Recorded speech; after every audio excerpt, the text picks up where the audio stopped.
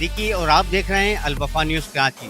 शहर कायद में ट्रैफिक के मसाइल हल होने के बजाय मजीद रोज़ बरोज़ इनमें इजाफा होता जा रहा है। सिंध हुकूमत की जानिब से भी दावे तो बड़े किए गए हैं, मगर इस पर कोई हकमत अमली नहीं बनाई गई है, जिसकी वजह से शहरियों को मिनटों का सफ़र जो है घंटों में करना पड़ता है। इस वक्त भी हम मौजूद हैं SM तौफीक रोड और सुपरमार्केट के इलाके में। यहाँ पर भी मेरे कैमरामैन आपको दिखाएंगे कि किस तरीके से ट्रैफिक जाम के मसाइल हैं। शहरी जो है शदीद किस्म के ट्रैफिक जाम में फंसे हुए हैं, मगर ताहाल यहाँ पे जो है किसी भी तरीके के कोई इक़दाम नहीं किए गए, जिसकी वजह से शहरियों को जो है मुश्किलात का सामना करना पड़ता है। इसी तरीके से जो मसरूफ़ औकात होते हैं वहाँ पे भी जो है शहरियों को जाने में बहुत मुश्किलात का सामना करना पड़ता है। सुबह के औकात हो गए, शाम के औकात हो गए, दफ्तर जब बंद होते हैं तो ट्रैफिक के मसाइल इतने बढ़ जाते हैं कि लोग जो है सफ़र करते हुए घबराते हैं, और इस वजह से जो है जिस जगह पे जाते हैं वो सोच समझ के जाते हैं कि वहाँ पे कहीं वो शदीद किस्म के ट्रैफिक जाम में ना फंस जाएं।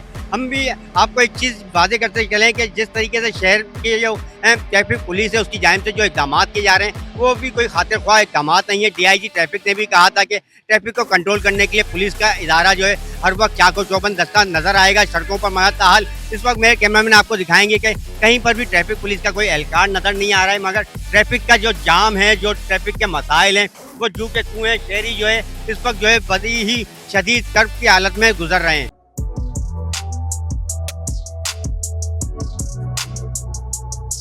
इसको लाइक और सब्सक्राइब तो बनता है। Thank you.